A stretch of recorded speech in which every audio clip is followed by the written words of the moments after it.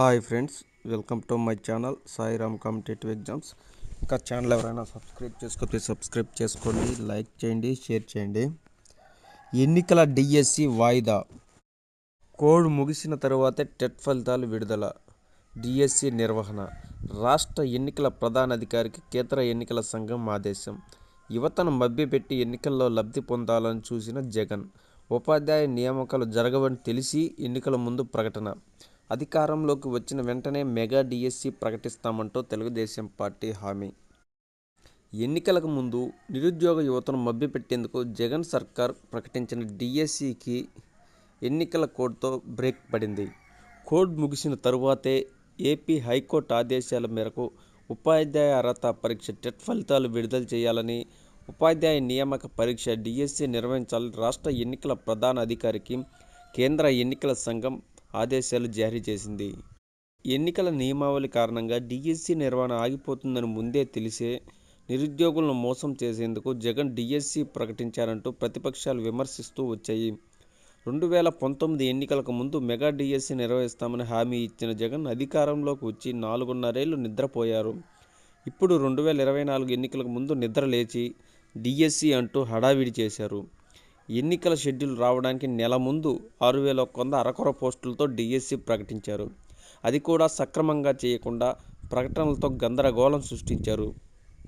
న్యాయ చిక్కుల కారణంగా మొదట్లోనే వాయిదాల పర్వం కొనసాగింది. ఈలోపు ఎన్నికల కోడ్ వచ్చేసింది.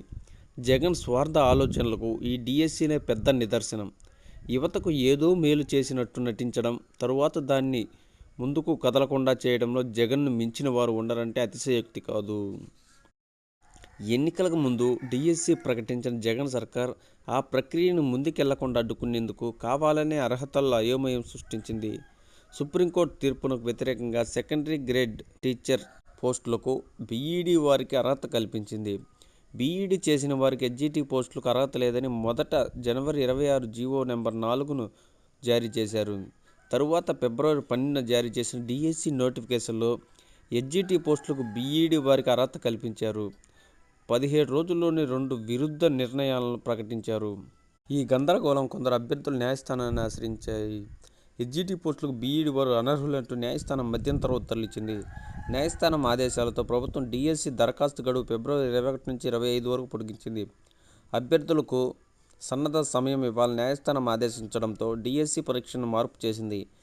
మార్చి 15 నుంచి నిర్వహించాల్సిన పరీక్షలను మార్చి 30 నుంచి ఏప్రిల్ 30 వరకు నిర్వహిస్తామంటూ ప్రకటించింది. ఎన్నికల కోడ్ వచ్చిన నేపథ్యంలో టెట్ ఫలితాలు విడుదల, డిఎస్సి నిర్వహణపై ఈసీ నిర్ణయం కోసం నివేదిక పంపారు. దీనిపై కేంద్ర ఎన్నికల సంఘం శనివారం తన నిర్ణయాన్ని ప్రకటించింది. కోడ్ ముగిశాకే టెట్ ఫలితాలు వెల్లడించాలని, డిఎస్సి నిర్వహించుకోవాలని సూచించింది. ఇలా ప్రభుత్వమే వివాదం సృష్టించి వాయిదాకు కారణమైంది. రాష్ట్రంలో ఎన్డీఏ ప్రభుత్వం వస్తూనే తొలి సంతకం మెగా డిఎస్సి పైనే పెడతామని తెలుగుదేశం పార్టీ అధినేత ఇప్పటికే ప్రకటించారు.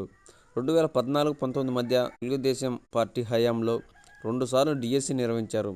2014లో 10,313 పోస్టులు భర్తీ చేయగా, డిఎస్సి 2018లో 7,902 పోస్టులను ప్రకటించారు. వీటిని భర్తీ చేసే సమయానికి వైకాపా అధికారంలోకి వచ్చింది. ఉమ్మడి ఏపీ నుంచి విభజిత ఏపీ వరకు చంద్రబాబు సీఎంగా ఉన్న సమయంలో మొత్తం 8 సార్లు డిఎస్సి ప్రకటించడం విశేషం.